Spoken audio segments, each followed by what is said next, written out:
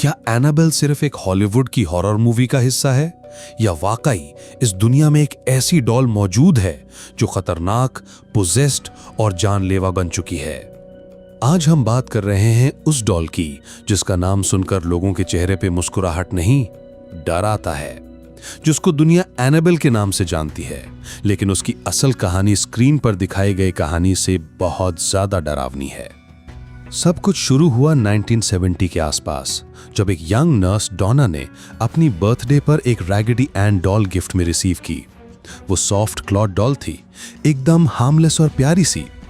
डॉना और उसकी रूममेट एंजी ने उसे अपने रूम में रख लिया, लेकिन कुछ हफ्तों के बाद कुछ अजीब होने लगा। डॉल कभी बेड पे मिलती, कभी चेयर पर, कभी उस जगह जहां कोई उसे नहीं रखता। फिर एक दिन डॉना ने देखा कि डॉल के हाथ में एक छोटा पेपर था जिसमें लिखा था हेल्प मी।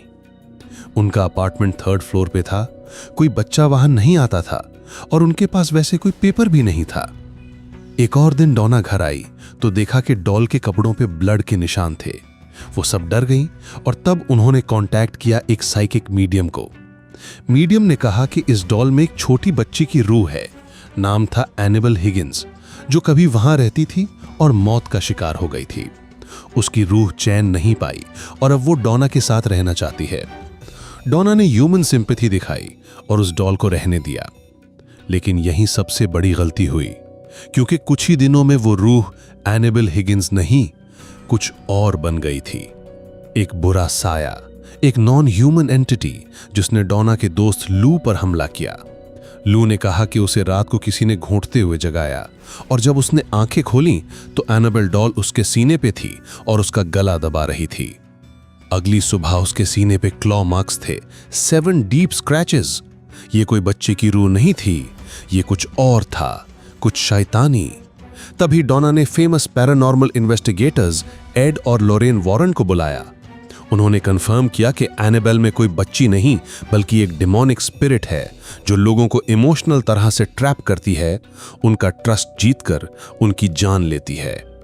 वॉरेन्स ने एनाबेल को अपने साथ ले लिया और उसे अपने ऑकल्ट म्यूजियम में एक ग्लास बॉक्स के अंदर लॉक कर दिया।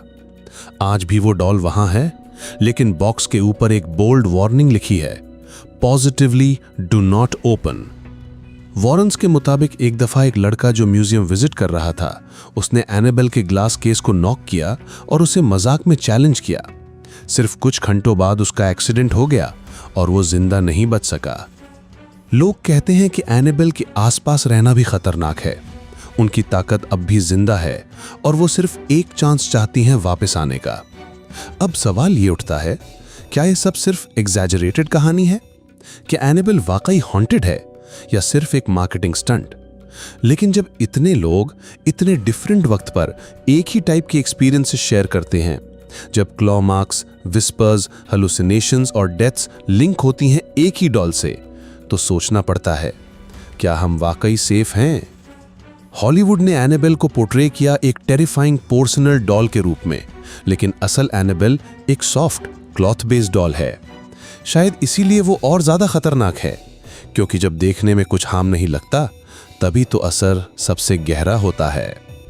तो अगला सवाल आपसे है, अगर आपके घर कोई पुरानी डॉल हो तो क्या आप उसे उतना ही सेफ समझेंगे जितना वो दिख रही है, या आप उसे देखेंगे और सोच में पड़ जाएंगे, क्या इसमें भी कुछ छुपा तो नहीं?